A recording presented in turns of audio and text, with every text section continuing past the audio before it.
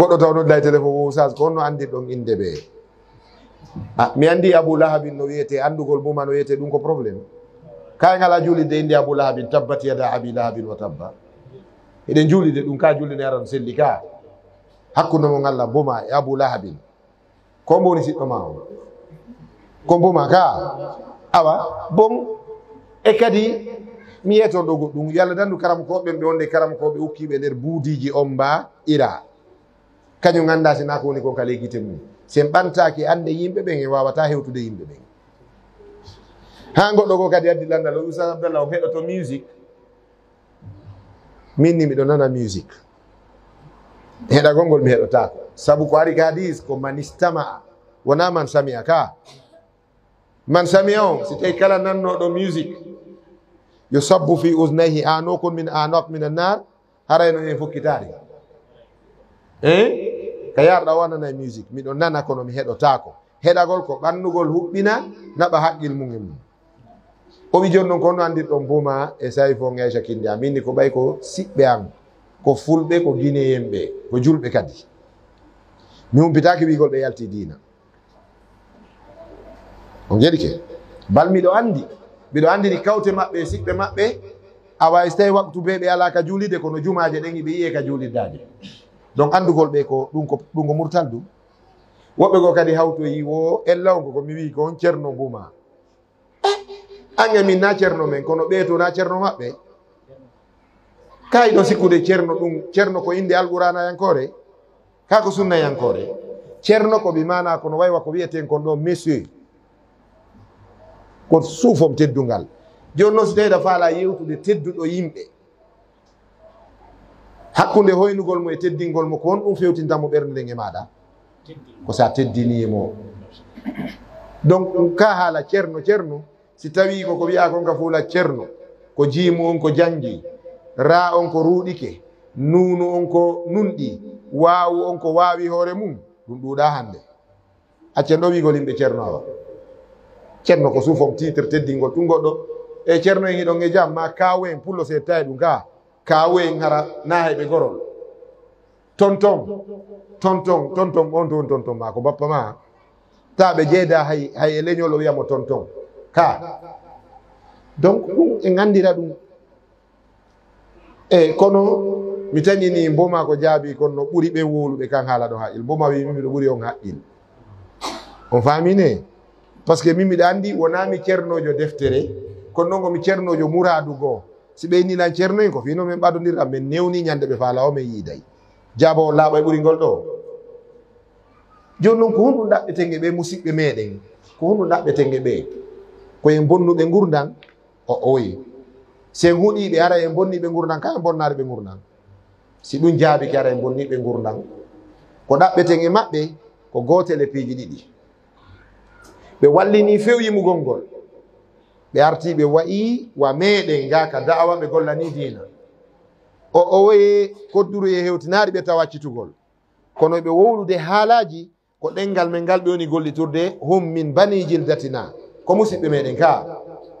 no hersinani ɗengal ngal awa ɗin ɗon yoɓe ittu ɗin ɗon ton e yoɓe andu wonde ɓe heɗogoye bayanaji ɗin sabu sa wowli ko nandi e maɓɓe si yehi ka réseau sociaux ji ɓe fof ɓe heɗoto commentaire ji ɗin hollay ne ɓe heɗade wonde ɓe andi en kadi ɓe andi en fof ɓe andi en fof donc joni noon si ɓe andi ɗe wattani haqqil si pay kumma ko gandiɗa wattani haqqil imo ka maaro ko goo o raɗo colliɗi ma wacca colliɗi ñaama kanko o wa'ata hewtari kawa e ka so tawi on nani pulargal diina kan daɗay bal fellite si e wi enen hiɗe mari peewal ɓe ala peewal ngal peewal awa ngal jogiɗen na enen fewni hoore meɗen ko Allah ka alhidayatu bi yadi man bi yadillahi azza wa jalla ko Allah woni fewno on ka de sahaba ɓe ñaaɗuno e hoore yeferaɓe ha joni tawi kala mo ɓe wayrno ko kefeero si ɓe hawri e makko ɓe tefata wuringoy min shiddati bugdihim lil kufri si ɓe fotti e mo ɓe anduno ko kefeero ɓe tawi e tundande kono ɗum Qur'ana wiwno qur'ana wi kadhalika kuntum min qablu famanna Allahu alaykum ka onon kadi nano wawnuɗo Allah moƴƴe mum buyi hande ko ɗi waɗi bayana kon hande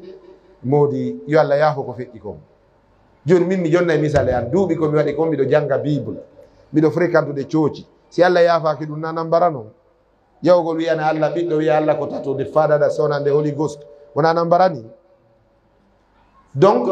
ko jelo kadi marɗen hande ustad ɓe ara ko ndure num piyayno ceede wajotoɓe hande kelɗuɓe e ko jelo kadi tawi ko jonnaynoɓe ko jeeya jenna ko Allah rewire sakita bidiyaji e ɗuma ɗumɓe ɗuuɗi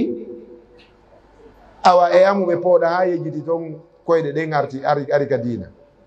ɗum no arti ga joni en foyɗe nder ga e yurminay ɓe e yiɗayɓe ka ɓerɗe meɗen yiɗanen ɓe moƴƴere wallahi si ɗum yettike ka Allahu tabaraka wa taala tawi ko fi makko waɗirɗen Allah yitta e ɓerɗe maɓɓe ɗen si tawi ɓe o muyani ɓe fof tettagol ɓe tetta to heɓen baraji ɗin addallu alal hayri ka fa'ilihi ka heɓen ɗin baraji ɗo so tawi o muyanari ɓe taw probléme ji maɓɓe ɗin foyguitoto donc initiative on noon so yi goɗɗo noyna oustad Abdallah mo mbiyano gas ko andede faala koye ɓe andu ɗum mbeɗa min feƴƴi joni wigol lagine ande men wallahi oustaz Mouhammad Tayyibou Ba oustaz Ahmad Saïd Abdoullahi mo mbeya ɓeɗo feƴƴi ɗaɓɓugol yo guine en andu ɗum kon toni min andaka min fuɗɗino wajade hari ko kasetiji woɗuno hari hay seede araɓe Madina akhi Yusuf e alaji jaabi samatara goɗɗo min ƴetti 4 millions o ari o hiwri lan miɗo loosi mi darnari kam on ɗon fewɗo de wona min jeyno kam on ɗon miɗo loosi e galle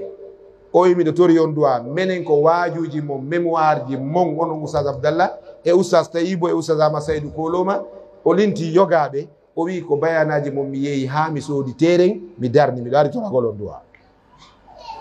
on faamiyetende moƴƴa aɗen heeɓi ɗum tawi Madina ko safel watte fi soodugol kasetiji ɗi ɗum noon feƴƴi on tigi yeehi mamum ka mutamar ittihad jamiyat ahli sunnat al jamaa ɗum ko an kelani en 86 en 96 conférence on mamum tawi somi jooɗike ka tabal koye ɗen hewtaka leydi miɗo jooɗi ka jullere fi yewtugol koye ɗen hewtaka leydi